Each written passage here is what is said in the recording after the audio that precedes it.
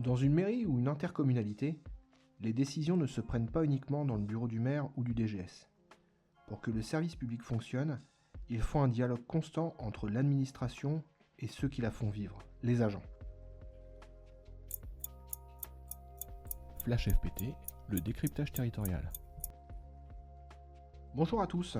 Comment s'organise cette discussion ? On entend souvent parler de sigles comme le CST ou le CAP. Aujourd'hui, nous plongeons dans les coulisses des instances de dialogue social. Ce sont les lieux où l'on discute de vos conditions de travail, de votre carrière et de l'avenir de vos services.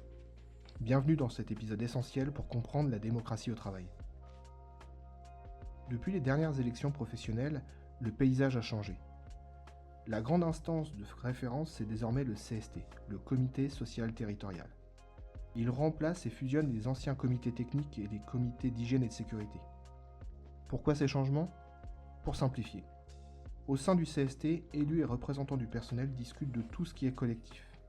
L'organisation des services et les temps de travail, les lignes directrices de gestion, et surtout, via une formation spécialisée, la santé, la sécurité et les conditions de travail, ce qu'on appelait avant le CHSCT.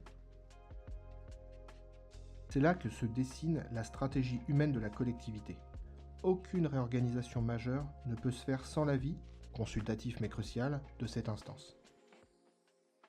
Si le CST s'occupe du collectif, les CAP, Commission administrative paritaire, s'occupent de l'individuel. Attention, leur rôle a évolué.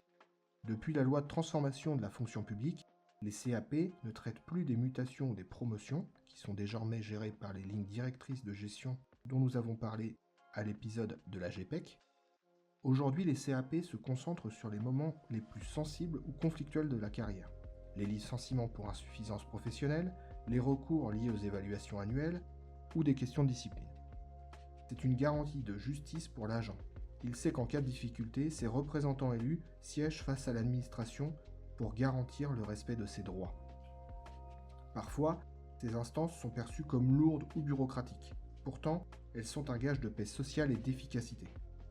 Un projet de service discuté en amont avec les représentants du personnel a beaucoup plus de chances de réussir qu'un projet imposé. Le dialogue social permet de faire remonter les réalités du terrain que les décideurs ne voient pas toujours. Comme nous l'avons vu dans un épisode sur la qualité de vie au travail, une collectivité où le dialogue est fluide est une collectivité qui gère mieux ses crises et qui fidélise ses agents. C'est le passage d'une culture de la confrontation à une culture de la co-construction.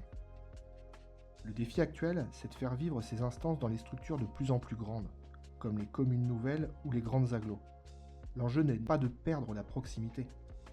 On voit aussi apparaître de nouveaux thèmes de discussion, le télétravail, l'impact de l'intelligence artificielle ou encore la transition écologique sur les postes de travail. Le dialogue social doit lui aussi se moderniser.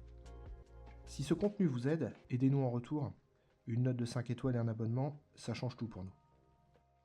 En résumé, les instances de dialogue social sont les garde-fous et les moteurs de la fonction publique territoriale.